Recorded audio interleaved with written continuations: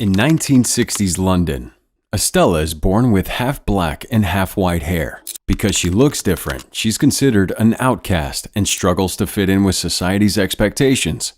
The young Estella is very creative and has a great eye for fashion, though her mother, Catherine, tries to teach her that she'll need to be able to follow patterns if she's to become a great designer.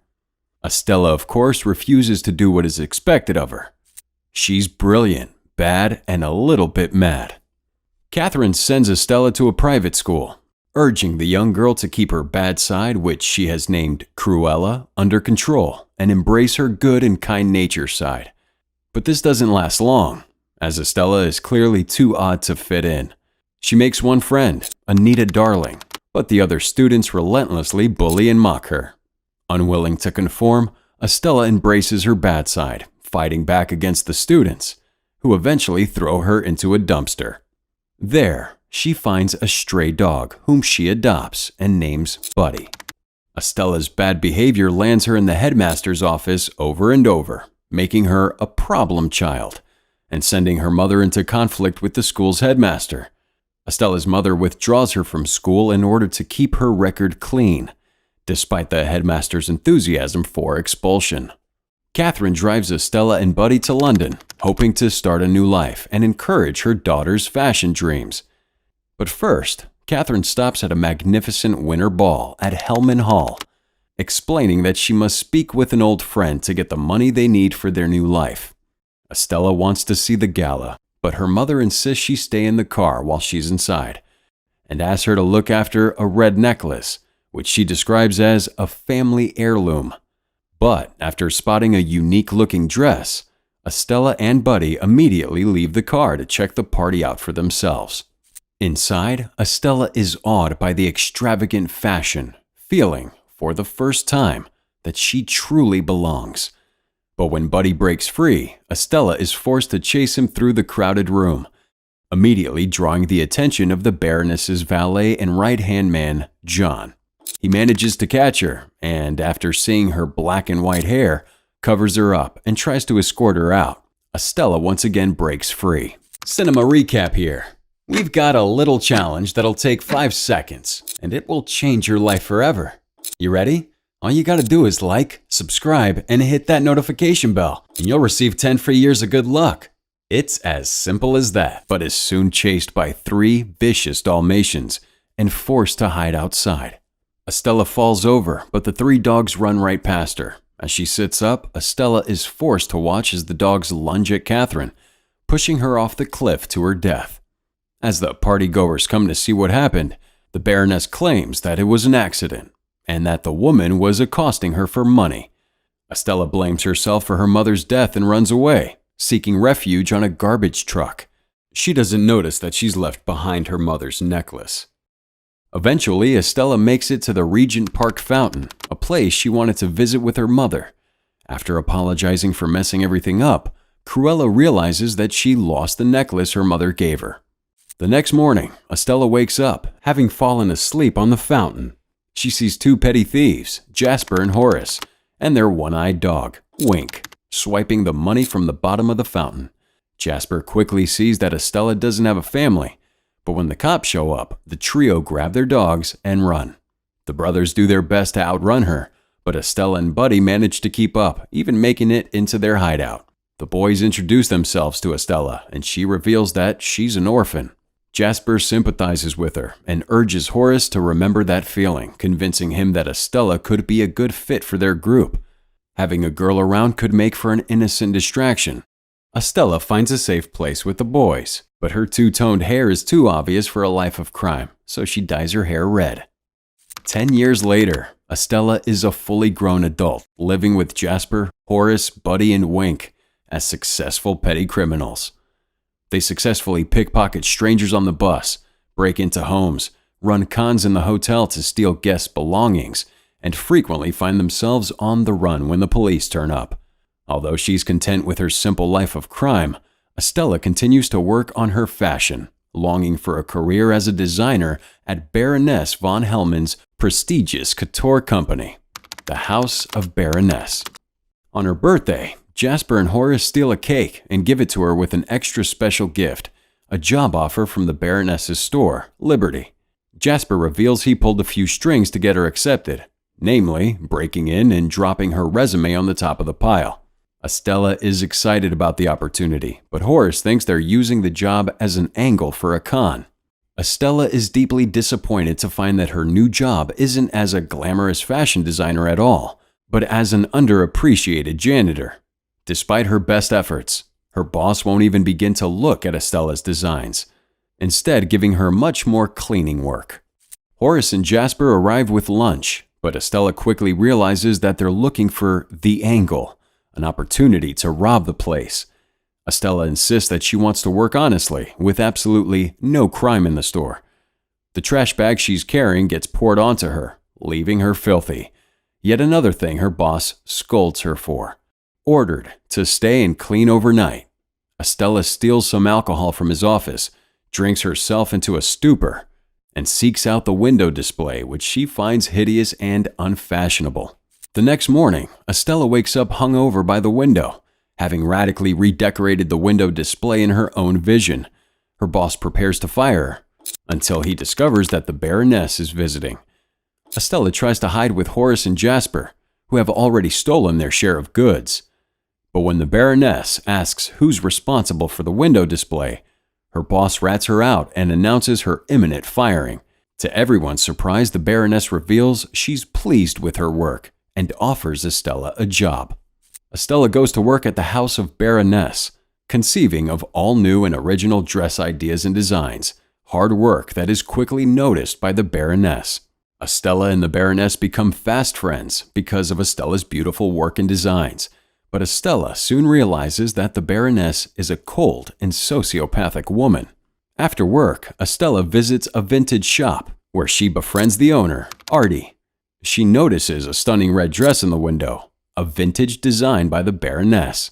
Having successfully convinced the Baroness that she is a talent, Estella becomes close with her boss. But then she sees a necklace around the Baroness's neck and quickly realizes that it's the same one her mother gave her. Estella asks about it, and the Baroness claims it's a family heirloom, concocting an elaborate tale about a former employee that tried to rob her and then fell to her death. At this moment, Cruella starts to feel a deep sense of hatred for the Baroness, realizing that it was her gala that they attended the night of her mother's death.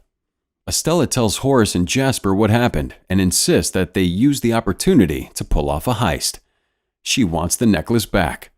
Over the next few days, Estella uses every moment to plan for the heist, memorizing every part of the Baroness's schedule, keeping an eye on the guards and their movements, and locating the cameras. She quickly realizes that the Baroness will recognize Estella if she attends, but Estella has another plan. On the night of the gala, Jasper and Horace arrive at the building as pest exterminators, sneaking into the building by using Wink as a dog-sized rat. While Horace makes for the safe, Jasper sneaks into the security mainframe. Estella, meanwhile, crashes the party in that stunning red dress with her natural hair, making a grand entrance as Cruella and stealing all the limelight from the Baroness. After taking down the Baroness's guards, Cruella sits down for a chat. Meanwhile, Horace makes it to the safe, only to discover that the necklace isn't there. The Baroness is wearing it. As the Baroness prepares to kick Cruella out of the party, Jasper stages a grand distraction, releasing rats into the party as a huge distraction. Amid the confusion, Cruella quietly grabs the necklace and gives it to Buddy, but one of the Dalmatians intervenes, swallowing the necklace. As the Baroness uses a dog whistle to give orders to her Dalmatians, Estella realizes that the Baroness was using the same whistle when the dogs attacked Catherine, meaning it was the Baroness who murdered her mother. With the heist a blatant failure, the thieves escape the estate only to find their truck has been towed. Estella hotwires a car to escape, but soon stops and cries at the realization that the Baroness was the one who killed her mom. The next day, Cruella orders the thieves to kidnap the 3 Dalmatians until one of them gives up the necklace through natural means. Now living fully in her Cruella persona, she pays a visit to a childhood friend, Anita Darling, now working as a journalist, and the only one to realize that Cruella and Estella are the same person, and convinces her to use her journalist connections to spread publicity for Cruella. Meanwhile, Jasper and Horace clumsily stage a dog napping of the Dalmatians while they're being bathed. Now, focused entirely on revenge, Cruella spends the next few weeks working to upstage and humiliate the Baroness through sheer style and publicity. Cruella makes a habit of going to the Baroness's extravagant parties in increasingly over-the-top and stylish outfits, pushing the Baroness off the front page and making sure everybody is talking about Cruella. The Baroness, now a mere footnote in the cultural discussion, grows increasingly furious about Cruella's constant antics. She fires her lawyer, Roger Ratcliffe, for his bumbling failure to locate, identify, and arrest Cruella, before tasking Estella with designing a special dress for her upcoming spring collection. Estella uses an expensive, foreign material to construct the dress, which clearly impresses the Baroness. That night, Horace and Jasper break into the house of the Baroness and create trouble, making it appear as if Cruella had broken in overnight. Paranoid and angry, the Baroness orders that all of her dresses be stored in a highly secured vault. At the hideout, Jasper and Horace start to develop a negative attitude towards Cruella due to her constant verbal abuse and lack of appreciation for their work, but she shows seemingly no remorse. On the day of her spring collection presentation, the Baroness opens the vault containing her dresses, only to discover a huge swarm of moths inside, which have eaten through the dresses. Realizing that the material Estella used was actually moth eggs, the Baroness pieces together that Estella and Cruella are the same person. Outside, the Baroness discovers that Cruella, Jasper, Horace, and Artie are putting on a show in Regent's Park, once again stealing attention from the Baroness. Cruella, dressed in a Dalmatian-style dress, makes a huge splash, with the Baroness believing that Cruella killed her dogs. Cruella returns to the hideout to discover that the Baroness and her goons have tied Jasper and Horace up, part of the plan to frame them for Cruella's murder. As she's also tied up, Cruella reveals that she knows the Baroness killed her mother, but the Baroness suggests that she's killed so many people she can't remember who Cruella's mother was. The Baroness sets the hideout on fire and leaves. But as she's backing out, Cruella notices a mysterious figure coming to save her. As the building burns, all of London hears that Cruella is dead. Estella wakes up the next morning in John's house along with the dogs. Having found the necklace, John reveals that it was the key to a box containing Estella's birth records. In those records, Estella is revealed to be the Baroness's biological daughter. He explains that while the Baron did want children, the Baroness did not, believing that a pregnancy would ruin or stifle her career. After giving birth, the Baroness ordered John to get rid of the child, but John could not bring himself to murder the baby, so he gave her to their sweet maid Catherine, who raised Estella in secret.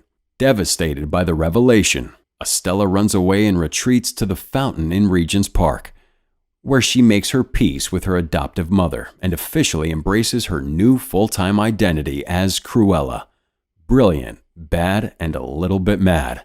Stealing a truck, Estella and Wink break Jasper and Horace out of prison, but they're still mad at her for mistreating them. She convinces them to come with her to John's house, where she proudly refers to them as her family. Now reunited, the crew concoct a whole new plot to bring down the Baroness once and for all. In the meantime, Cruella pays a visit to Artie, recruiting him for a big role in the plan.